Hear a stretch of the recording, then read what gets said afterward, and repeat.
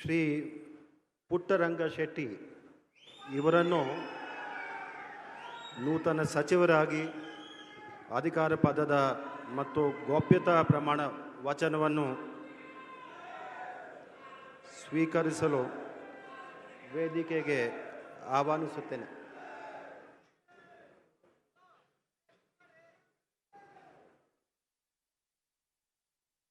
ನಾನು ಸಿ ಪುಟ್ಟರಂಗ ಶೆಟ್ಟಿ ಎಂಬ ಹೆಸರಿನ ನಾನು ಕಾನೂನಿನ ಮೂಲಕ ಸ್ಥಾಪಿತವಾದ ಭಾರತ ಸಂವಿಧಾನದ ವಿಷಯದಲ್ಲಿ ನಿಜವಾದ ಶ್ರದ್ಧೆ ಮತ್ತು ನಿಷ್ಠೆಯನ್ನು ಹೊಂದಿರುತ್ತೇನೆಂದು ನಾನು ಭಾರತದ ಸಂವಿಧಾನ ಸಾರ್ವಭೌಮತ್ವವನ್ನು ಮತ್ತು ಅಖಂಡತೆಯನ್ನು ಎತ್ತಿ ಹಿಡಿಯುತ್ತೇನೆಂದು ಮತ್ತು ಕರ್ನಾಟಕ ರಾಜ್ಯದ ಮಂತ್ರಿಯಾಗಿ ನನ್ನ ಕರ್ತವ್ಯವನ್ನು ಶ್ರದ್ಧಾಪೂರ್ವಕವಾಗಿ ಮತ್ತು ಅಂತಃಕರಣ ಪೂರ್ವಕವಾಗಿ ನಿರ್ವಹಿಸುತ್ತೇನೆಂದು ಭಯ ಅಥವಾ ಪಕ್ಷಪಾತವಿಲ್ಲದೆ ರಾಗದ್ವೇಷವಿಲ್ಲದೆ ಎಲ್ಲ ಬಗೆಯ ಜನರಿಗೆ ಸಂವಿಧಾನಕ್ಕೆ ಮತ್ತು ಕಾನೂನಿಗೆ ಅನುಸಾರವಾಗಿ ನ್ಯಾಯವಾದುದನ್ನೇ ಮಾಡುತ್ತೇನೆಂದು ದೇವರ ಹೆಸರಿನಲ್ಲಿ ಪ್ರಮಾಣ ಮಾಡುತ್ತೇನೆ.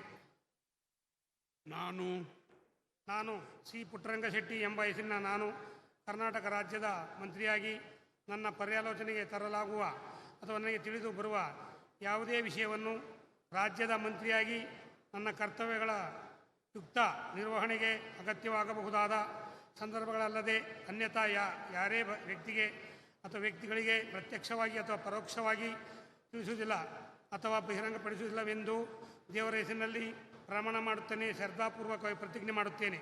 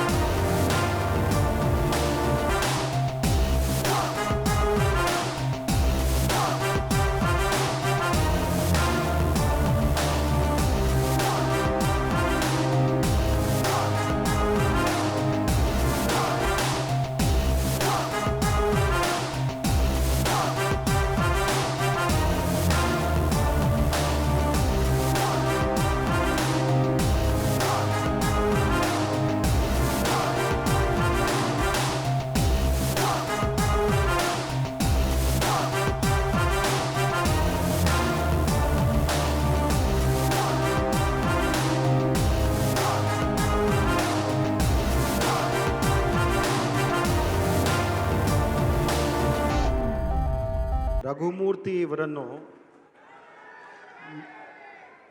ನೂತನ ಸಚಿವರಾಗಿ ಅಧಿಕಾರ ಪದದ ಮತ್ತು ಗೌಪ್ಯತಾ ಪ್ರಮಾಣ ವಚನವನ್ನು ಸ್ವೀಕರಿಸಲು ವೇದಿಕೆಗೆ ಆಹ್ವಾನಿಸುತ್ತೇನೆ.